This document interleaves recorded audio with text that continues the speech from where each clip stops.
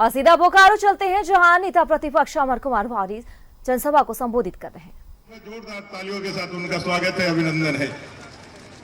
हमारे लोकप्रिय प्रत्याशी, गांव, गरीब, दलित, आदिवासी, वंचित, शोषित सभी को साथ में लेकर चलने वाले, जुझारू नेतृत्व करने वाले भाई ढुल्लू महतो जी, अपने बोकारो के लोकप्रिय विधायक जिनके नेतृत्व में यह कार्यक्रम हो रहा है, श्रीमान प्रिंसी नारायण जी, अपने यशस्वी विधायक भानु जी को आप लोगों ने सुना, भानु जी, मंच पर बैठे हुए तमाम प्रबुद्ध कार्यकर्तागण, जिला अध्यक्ष जी और उपस्थित यहाँ माताओं बहनों।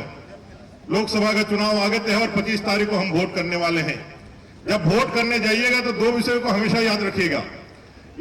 ये जो चुनाव है यह आपके पंचायत का चुनाव नहीं है, झारखंड का चुनाव नहीं है, देश का चुनाव है, भारत का चुनाव है, भारतीयों का चुनाव है। इसलिए जब भी हम वोट करने जाएंगे तो ये भारत देश जिनके हाथ में सुरक्षित है, यह भारत देश जिसके नेतृत्व में आगे बढ़ रहा है, हम उनके लिए कमल का बटन दबाएंगे। जो राम को लाए हैं हम उनको लेकर के आएंगे, जो कृष्ण को लेकर आने वाले हम उनको लेकर आएंगे।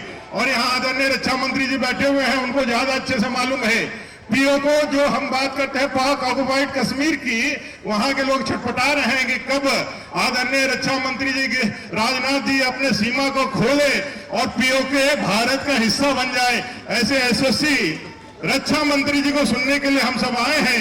इसलिए ज्यादा ना कहते हुए सभी बातों को आपने सुन लिया है। गर्मी भी तेज है, 25 को गर्मी रहे चाहे बरसात रहे, वोट कमल का ही दबेगा। इस बात का संकल्प लेकर के जाएंगे और देश में कमल खिलाएंगे। इतना ही निवेदन करते हुए अपनी वाणी को विराम देता हूं। जय हिंद, जय झारखंड, जोहार। भारत माता की, भारत माता की। धन्यवाद। आदरणीय रक्षा मंत्री जी को एक बार जोरदार तालियों से स्वागत करिए उनके वक्तव्य के लिए। हालांकि उन्होंने देखा कि कटाश करते हुए नजर आए सेक्टर 2 से स्थित मैदान में। मंत्री जी, पहला कार्यक्रम उनका कैंसिल हुआ, दूसरे बार उनके घुटनों में थोड़ी तकलीफ है, इसलिए जो जहां पर है हम बैठ करके ही वो भाषण करने का आग्रह। अच्छा, खड़े हो गए। जोरदार तालियों के साथ, जोरदार तालियों के साथ। धन्यवाद।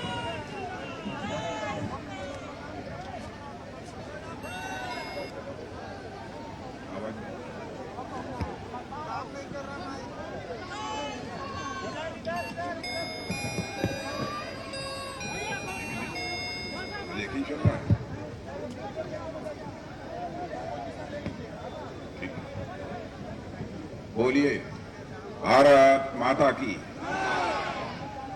वाह बोकारो, कमाल है। यहाँ के जिलाध्यक्ष श्री जयदेव राय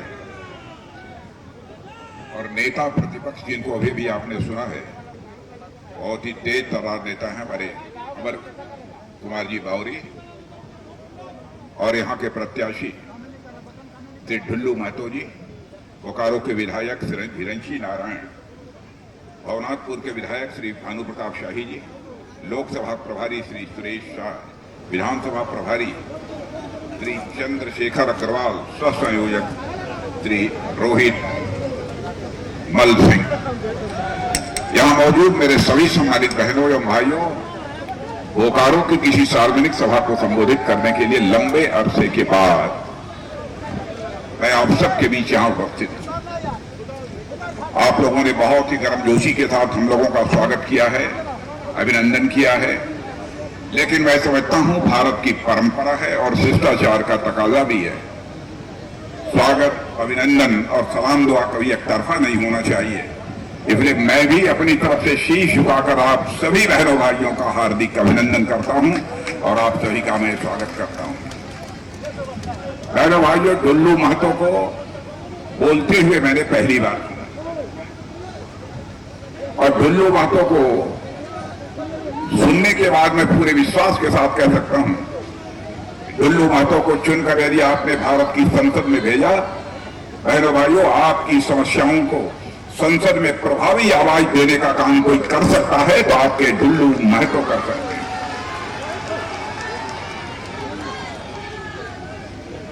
इसलिए आपसे वोट मांग आया हूं। जहां तक बोकारो का, आप पहले कोई जरूरत नहीं, जहां तक बोकारो का प्रश्न है, केवल भारत में ही नहीं बल्कि सारी दुनिया में बोकारो स्टील के लिए जाना जाता है। तो धनबाद या कोयले के लिए जाना जाता है।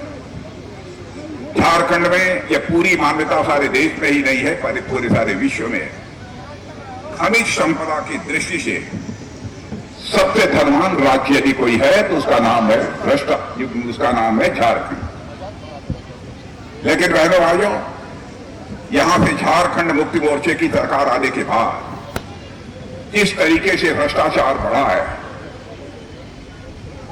इस झारखंड का जिस हद तक विकास होना चाहिए वह आज तक नहीं हो पाया है।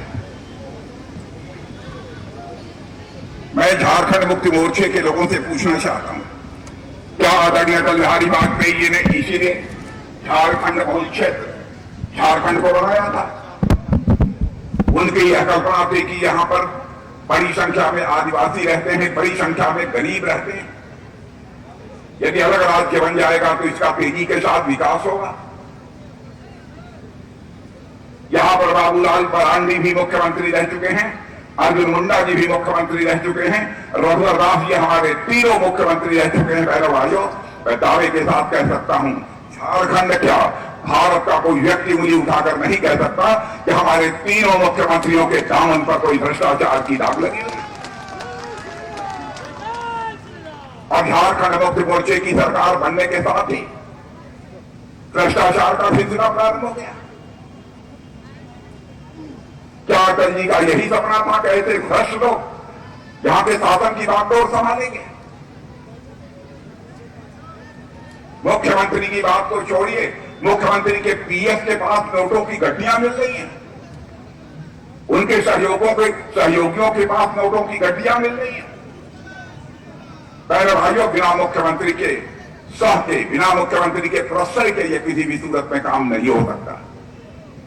और आज यदि ईडी ने उनको गिरफ्तार कर लिया तो कहते हैं कि भारतीय जनता पार्टी की सरकार अपने सारे विरोधियों को प्रताड़ित करने की कोशिश कर रही है।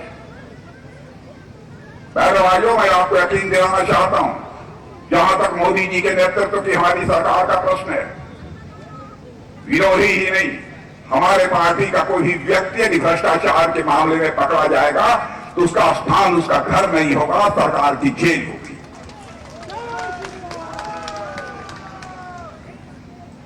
भ्रष्टाचार करने के बाद भी यह ऊल जुलूल आरोप हमारी सरकार के ऊपर लगा रहे हैं। पहली बार अपने जीवन में, मैं भी एक उत्तर प्रदेश का मुख्यमंत्री रह चुका हूं, पहली बार मैंने सुना किसी राज्य का मुख्यमंत्री 24 घंटे के लिए गायब था। न झारखंड वालों को पता, न देश की जितनी भी हमारी एजेंसी है उनको पता। ढूंढा जा रहा था कि झारखंड का मुख्यमंत्री कहां है। आज वह जेल के शिक्षकों के पीछे है और कहते हैं ईडी और सीबीआई का दुरुपयोग यह मोदी जी की सरकार कर रही है। भाइयों, मैं आपसे पूछना चाहता हूं, भ्रष्टाचार के खिलाफ कार्रवाई होनी चाहिए कि नहीं होनी चाहिए? मैं आपसे सवाल जानना चाहता हूं। कांग्रेस के शासनकाल में बराबर भ्रष्टाचारियों को सह दी जाती थी, प्रश्रय दिया जाता। कहीं हमारे वोट पर उल्टा कोई असर न पड़ जाए, कहीं हम कांग्रेस पार्टी की राजनीति को ये लोग प्रभावित कर दें, इस कारण बराबर प्रश्रय उनको दिया जाता था। और आपको जानकर आश्चर्य होगा, ईडी, सीबीआई इतनी बड़ी संस्थाएं बनी हुई थी, कांग्रेस के शासनकाल में इन लोगों ने केवल 32 लाख रुपया केवल जब्त किया। क्या 2014 के पहले केवल 32 लाख रुपए का ही भ्रष्टाचार हुआ था? भ्रष्टाचारियों के खिलाफ यह कार्रवाई करने की हिम्मत नहीं करते।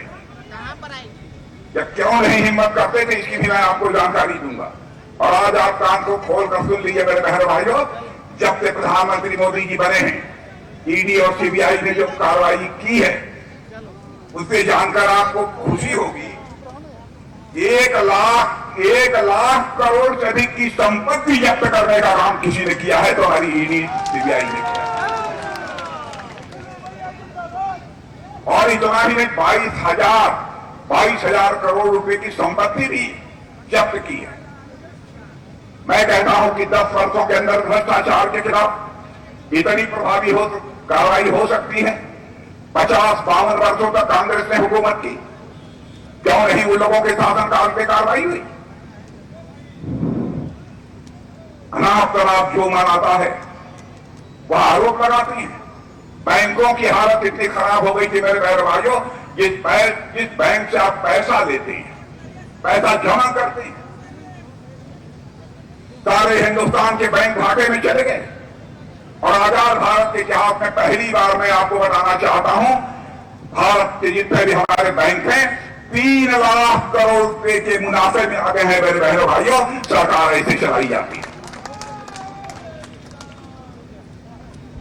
इन लोगों ने तमाशा बनाकर इस देश को रख दिया था। सारी दुनिया में भारत की प्रतिष्ठा बढ़ी है, भारत का कद ऊंचा हुआ है। पहले भी मैं विदेशों में जाता रहा हूं, पहले दुनिया के मंचों पर, अंतर्राष्ट्रीय मंचों पर मैं कुछ बोलता था, क्या भारत के लोग बोलते थे तो भारत की बातों को जिस गंभीरता पूर्वक लिया जाना चाहिए नहीं लिया जाता था। लेकिन आज यदि अंतर्राष्ट्रीय मंचों पर कुछ भारत बोलता है तो बहनों भाइयों आपको खुशी होगी, सारी दुनिया कान खोलकर सुनती है भारत बोल क्या रहा है। यह भारत की हैसियत सारी दुनिया में बनी है। बहनों भाइयों आपकी इजाजत हो तो मैं तो आप बैठ के बोलना चाहता हूं, क्योंकि मंच से उतरने में आंध्र प्रदेश में मुझे चोट लग गई, इसलिए मैं बैठ कर ही अपने विचार व्यक्त करना चाहता हूं।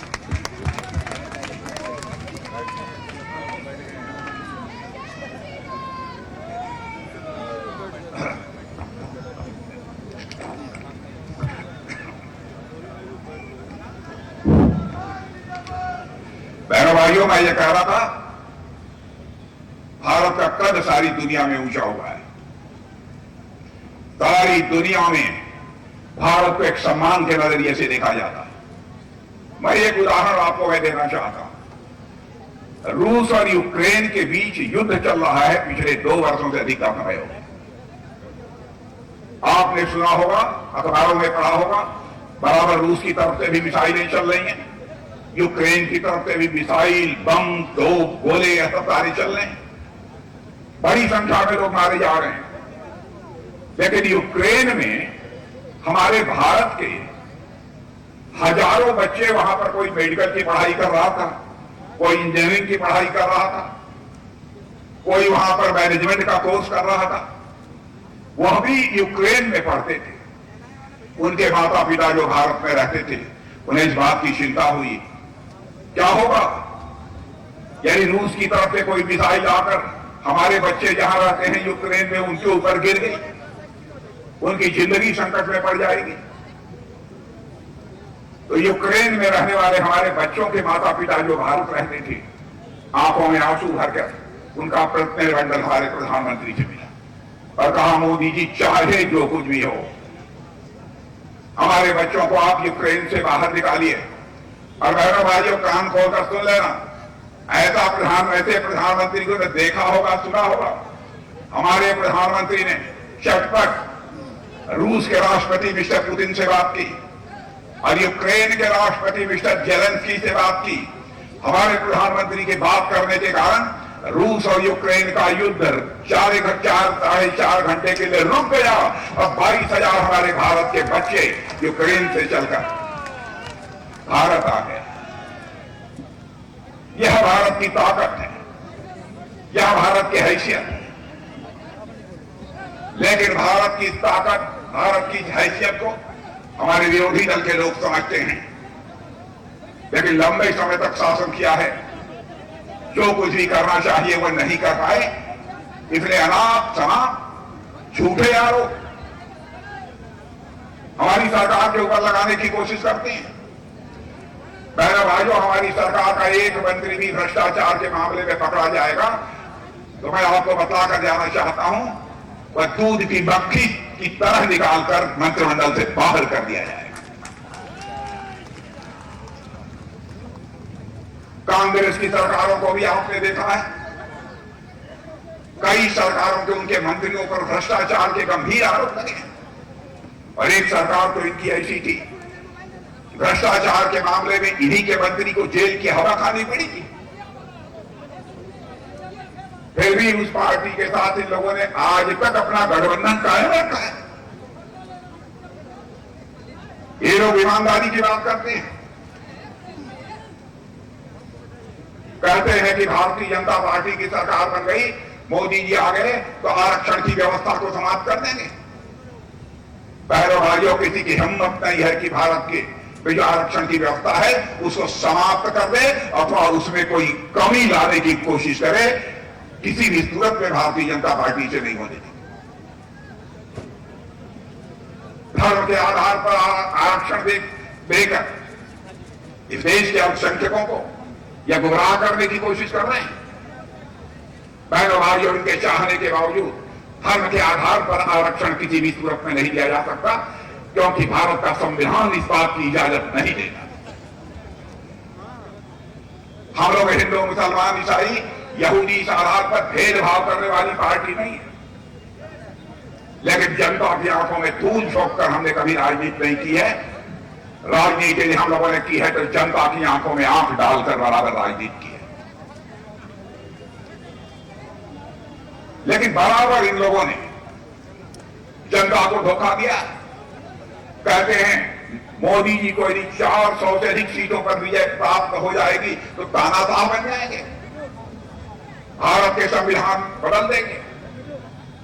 मैं आपको बताना चाहता हूं, पहले बहनों भाइयों, 132 बार में 90 बार चुनी हुई सरकारों को भंग करने का काम यदि किसी ने किया है तो कांग्रेस ने किया है। जिसमें 50 से अधिक बार चुनी हुई सरकारों को भंग करने का काम इन लोगों ने किया है। संविधान संशोधन करने का आरोप हमारे ऊपर लगाते हैं। पहले भाइयों, संविधान संशोधन इन्होंने अपने जीवन में कई बार किया है, वह संख्या नहीं बताना चाहता, लेकिन हमारे संविधान निर्माताओं ने यह कहा था चाहे जो कुछ भी हो जाए, संविधान में जब आवश्यकता होगी थोड़ा बहुत संशोधन कर लेना, लेकिन संविधान की आत्मा में कोई परिवर्तन नहीं होना चाहिए। उसे संविधान का प्रियम्बल कहते हैं। और श्रीमती इंदिरा गांधी जब भारत की प्रधानमंत्री थी, उनका चुनाव जब इलाहाबाद हाईकोर्ट ने अवैध घोषित कर दिया, इमरजेंसी लगा दी, लोगों को जेल के शिक्षों के पीछे डाल दिया, और साथ ही साथ संविधान की आत्मा, जिसे प्रस्तावना कहते हैं, प्रियम्बल कहते हैं, उसको भी बदल दिया। और उसके बाद भी अनाप शनाप और झूठे आरोप हम लोगों के ऊपर लगाते हैं। मैं कांग्रेस के दोस्तों से भी कहना चाहता हूं, झारखंड मुक्ति मोर्चा के लोगों से भी मैं कहना चाहता हूं, यदि वास्तव में कलेजे में दम है तो जनता की आंखों में धूल झोंक कर राजनीति मत करो, जनता की आंखों में आंख डालकर राजनीति करो। और मैं प्रेस के दोस्तों से भी कहना चाहता हूं, हमारी कोई भी बात गलत हो, अखबार के पन्नों पर आप लिख देना, हमारी गलती होगी इसे मैं स्वीकार कर लूंगा। और यह बात मैं इसलिए कह रहा हूं, जिंदगी में हमने राजनीति की है तो जनता की आंखों में धूल झोंक कर राजनीति नहीं की है, जनता की आंखों में आंख डालकर राजनीति की है। हमारी विश्वसनीयता पर कौन प्रश्न चिन्ह लगा सकता है? भारत ही नहीं, दुनिया के लोग यह मानते हैं कि भारतीय जनता पार्टी बहुत ही विश्वसनीय पार्टी है, जिसे अंग्रेजी में क्रेडिबल पॉलिटिकल पार्टी कहते हैं। लोग कहते हैं हिंदुस्तान की एक ऐसी पार्टी है जो कहती है वह करती है। बहनों भाइयों, 1951 में भारतीय जनसंघ के रूप में जो हम लोगों ने कहा था, संसद में बहुमत मिलने के बाद उसे भी पूरा किया। हम लोगों ने कहा था 51 में, जिस दिन हमको संसद में बहुमत मिल जाएगा, धारा 370 जिसके तहत जम्मू कश्मीर को विशेषाधिकार प्राप्त है, हम चुटकी बजाकर समाप्त करेंगे। और बहनों भाइयों, करके दिखा दिया, जब बहुमत पूरा करके दिखा दिया। 1984 से हम कहते चले आ रहे हैं, हमारी सरकार बनाइए, अयोध्या की धरती पर राम मंदिर बनकर रहेगा। बहनों भाई, मुझे याद है 1984 में हम लोग नौजवान थे और उस टाइम बराबर हम नारे लगाते थे कि राम लला हम आएंगे, मंदिर ही बनाएंगे। ये कांग्रेस के लोग कहते थे हाँ हाँ रामलला आएंगे, मंदिर यही बनाएंगे, लेकिन तारीख नहीं बताएंगे। आपने देखा कि वह 22 जनवरी आ गई बहनों भाइयों, हमारे प्रधानमंत्री ने धर्माचार्यों के मार्गदर्शन में रामलला की प्राण प्रतिष्ठा कर दी है।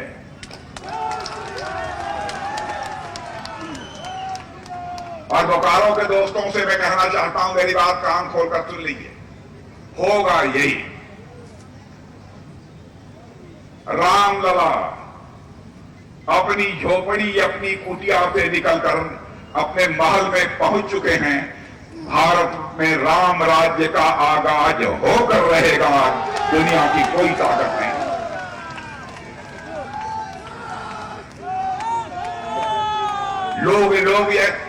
लोग ये कहते हैं कि साहब राम राज्य कैसे आ जाए। मैंने कहा जिस दिन लोगों को अपनी जिम्मेदारी का एहसास हो जाएगा, दायित्व बोध जिसे बोलते हैं, जिम्मेदारी का एहसास भारतवासियों को अधिक से अधिक संख्या में होने लगेगा। अधिकार बोध नहीं, ये हमारा यह अधिकार है, ये हमको मिलना ही चाहिए, यह नहीं, बल्कि दायित्व बोध, कर्तव्य बोध हमारा फर्ज क्या बनता है। जिस दिन यह भाव पैदा हो जाएगा, और मैं देख रहा हूं कि हिंदुस्तान के जवानों के अंदर वह भाव पैदा होता जा रहा है, उस दिन राम राज्य आकर रहेगा, दुनिया की कोई ताकत नहीं रोक सकती। भारत की ताकत देखो मेरे बहनों भाइयों, योग हमारे ऋषि मनीषी यहां करते थे। कुछ लोग अपने घरों में भी आज से 25, 30, 40 साल पहले भी योगा करते थे। योग, किसी ने सोचा था भारत में जिस योग का जन्म हुआ है उसको सारी दुनिया मान जाएगी और सारी दुनिया में योगा होने लगे। हमारे प्रधानमंत्री ने संयुक्त राष्ट्र संघ में यह प्रस्ताव रखा कि योग जो भारतीय ऋषियों और मनीषियों की देन है, इसको अंतर्राष्ट्रीय मान्यता प्राप्त होनी चाहिए।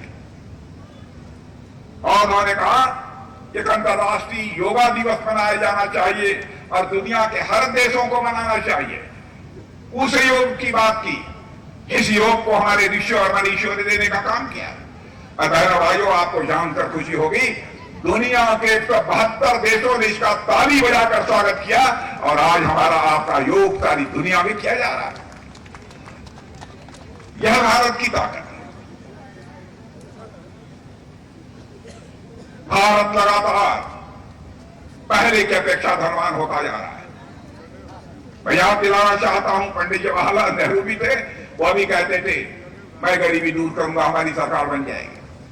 श्रीमती इंदिरा गांधी भी कहती थी हमारी सरकार बनाओ, हम गरीबी दूर करेंगे। राजीव गांधी जी यही कहते थे, डॉक्टर मनमोहन सिंह जी यही कहते थे। कोई आंकड़े उठाकर देख ले कितनी गरीबी लोगों ने समाप्त की है। बहनों भाइयों, मैं किसी प्रधानमंत्री की आलोचना नहीं करता हूं, चाहे वह किसी पार्टी का क्यों न हो, क्योंकि मैं मानता हूं जो प्रधानमंत्री बन गया वो व्यक्ति नहीं है बल्कि संस्था होता है। सभी को सम्मान करना चाहिए, लेकिन हकीकत आपके सामने मैं पेश कर रहा हूं। गरीबी हटाने की बात करते रहे, कुछ नहीं कर पाए। लेकिन हमारे प्रधानमंत्री ने 9 साल के अंदर ही, ये हमारा आंकड़ा नहीं है, नीति आयोग का आंकड़ा है, अंतर्राष्ट्रीय जो आर्थिक संस्थाएं हैं उनका आंकड़ा है, वो कहती है भारत ने तो करिश्मा किया है। 25 करोड़ लोगों को गरीबी रेखा से बाहर करने में उन्होंने कामयाबी हासिल की। क्या कभी आपने कल्पना किया था कोरोना का संकट पैदा होगा? जहां जहां लोग काम करते थे दुनिया में, अपने घरों को वापस हो रहे थे। यह हुआ कि काम, फैक्ट्रियां चलेंगी नहीं, उद्योग चलेंगे नहीं, कैसे काम करेंगे, कैसे अपने परिवार का पेट भरेंगे? उस समय हमारे प्रधानमंत्री ने यह कहा था, मेरे बहनों भाइयों, हर परिवार को 5-5 किलो का राशन मुफ्त मुहैया कराया जाएगा, जो आज तक भारत के इतिहास में कभी नहीं हुआ। अब आप लोग पुराने ईमानदारी के साथ हमको बतलाएंगे कि नहीं बतलाएंगे, लेकिन यह सच है। मैं भी गांव का रहने वाला हूं, कोई बहुत शहरी बाबू नहीं हूं। गांव में एक परिवार में 4-5 लोग हैं तो 4 लोग, 5 लोग, सब 5-5 किलो मुफ्त राशन लेते हैं। यह सच्चाई है तो या ताली बजाइए तो मैं मान लूं, ना सच्चाई हो तो मत बजाइए। और मेरे बहनों भाइयों, केवल खाते ही नहीं है, बच जाता है तो बाजार में लेके बेच भी देते हैं। आप समझते होंगे नेताजी लोग हैं, इन लोगों को क्या मालूम, लेकिन आप अपनी आवश्यकताओं को पूरा करने के लिए आप यह काम करते हैं, इसलिए आपके ऊपर कोई आरोप नहीं लगा सकता, आपको कोई दोषी नहीं ठहरा सकता।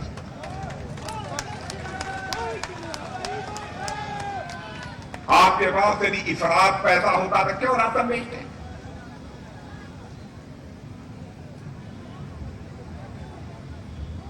बहन भाइयों, कमाल किया है इस सरकार ने। आयुष्मान भारत कार्ड, मैं जानता हूं कि सभी को नहीं मिला है, लेकिन अधिकांश लोगों को आयुष्मान भारत कार्ड मिला है। कितने लोगों को मिला है? जहां मिला है? अरे कमाल है भाई। मेरी बात सुन लो आप, 70 साल के ऊपर के चाहे किसी जाति के हों, किसी इनकम ग्रुप के हों, किसी धर्म के हों, 4 जून के बाद 3-4 दिन में हमारी सरकार बन जाएगी। 15 जून के बाद 70 साल के उम्र के आप पिताजी होंगे, बाबा होंगे, आजा होंगे, आजी होंगी, दादा होंगे, दादी होंगे, चाहे किसी जाति के होंगे, चाहे कोई भी आमदनी होगी, सबका 5 लाख रुपए का मुफ्त इलाज किया जाएगा मेरे भाई।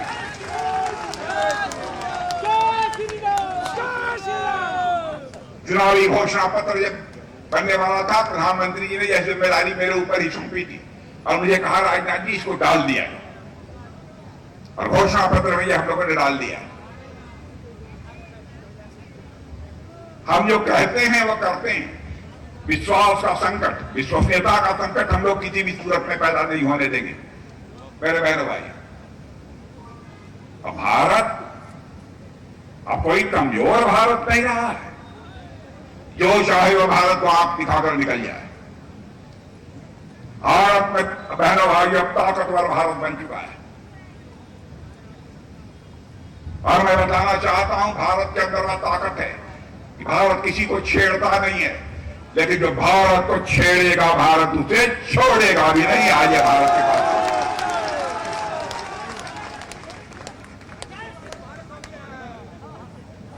भारत का चरित्र है, हम लोगों की मन की विशालता है, हृदय की विशालता देखिए। आज तक दुनिया के किसी देश पर हम लोगों ने कभी ना तो कोई आक्रमण किया है, और ना तो दुनिया के किसी देश के 1 इंच जमीन पर हम लोगों ने कभी कब्जा किया है। यह भारत का चरित्र है। लेकिन अब भारत को कोई आंख दिखाएगा तो फिर उसका खामियाजा भुगतने के लिए उसे तैयार रहना चाहिए।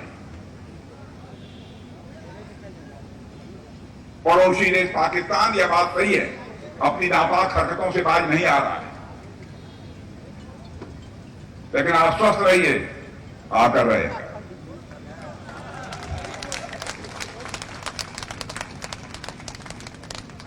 उनको भी अपना रवैया बदलना पड़ेगा।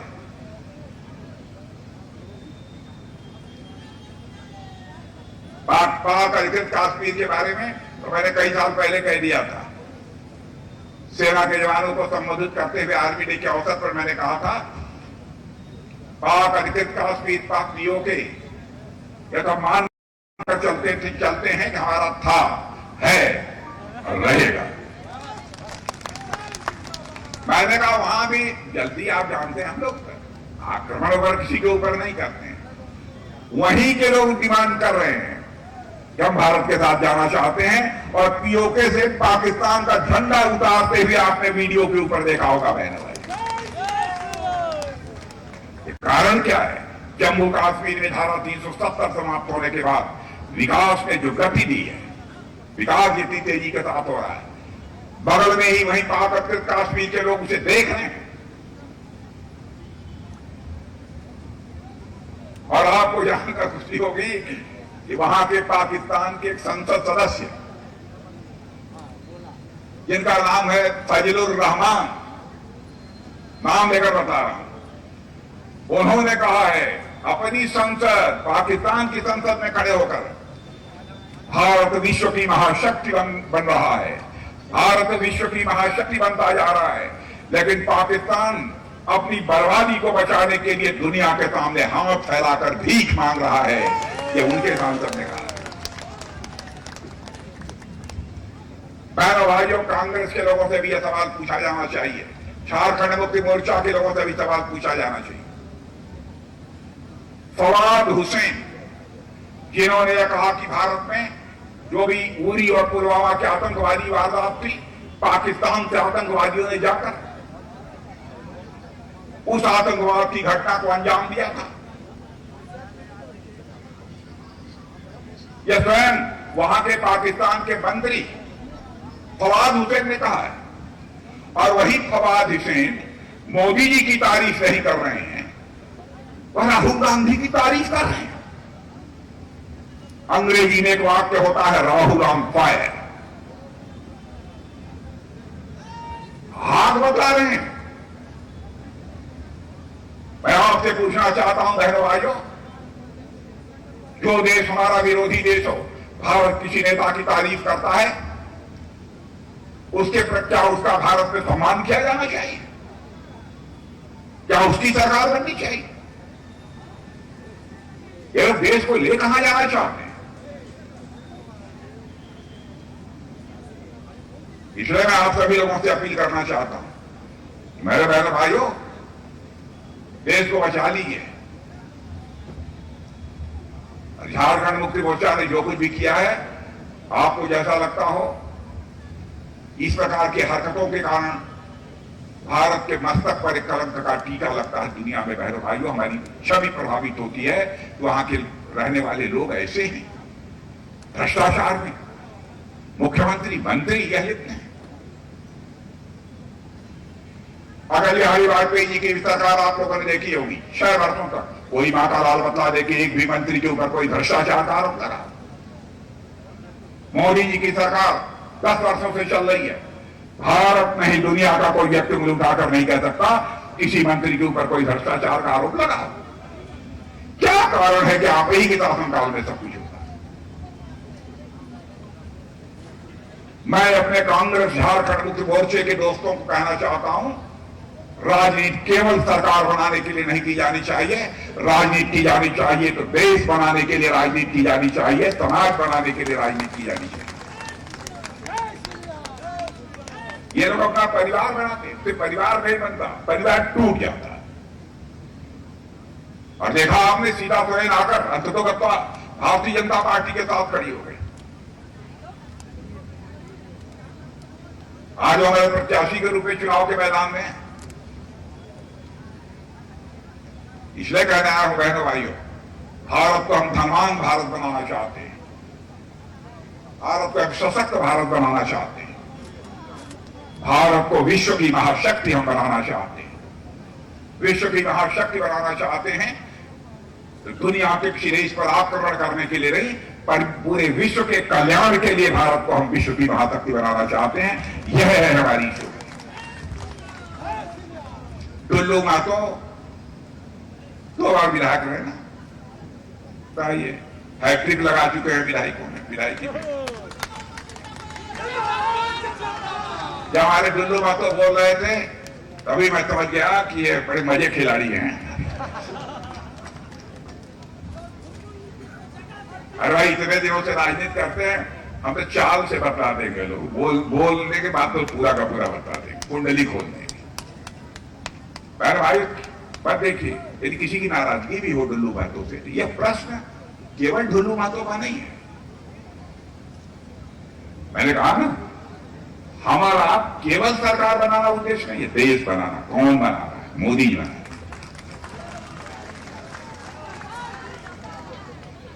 और बहनों भाइयों, कहीं किसी को भी कोई इधर उधर की कोई गलत फहमी हो तो दूर करिए। टुल्लू महतो को भारी मतों से भी ये दिलाकर, भारी मतों से।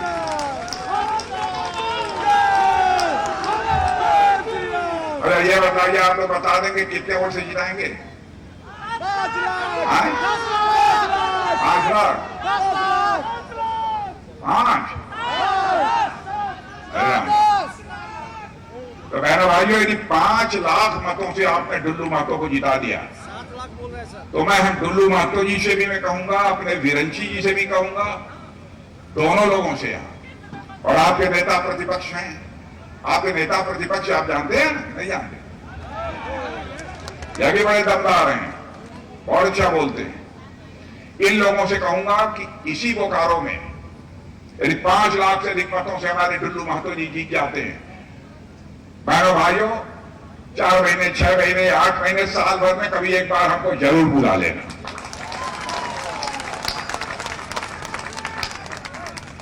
और दोबारा यदि डुल्लू महतो के जीतने के बाद आना चाहूंगा, फूलों की हार पहनकर अपना स्वागत कराने के लिए नहीं आना चाहूंगा, बल्कि एक बार शीश झुकाकर इस संसदीय निर्वाचन क्षेत्र की जनता के प्रति आभार व्यक्त करने के लिए मैं आना चाहूंगा। इन्हीं शब्दों के साथ आप सबको बहुत बहुत धन्यवाद।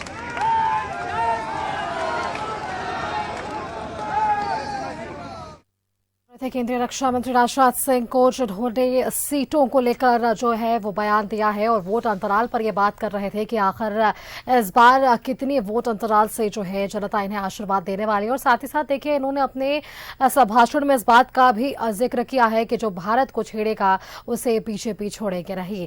तो इस तरीके से आप देख सकते हैं कि लोकसभा चुनाव है और ऐसे में केंद्रीय मंत्री का आगमन, और ऐसे में देखिए प्रधानमंत्री भी लगातार झारखंड की धरती पर पहुंच रहे हैं, वोट की अपील कर रहे हैं, अपने अपने प्रत्याशियों के लिए वोट की अपील की जा रही है। और राजनाथ सिंह की ये चुनावी सभा आज बोकारो में हुई है, जहां उन्होंने वोट की अपील की।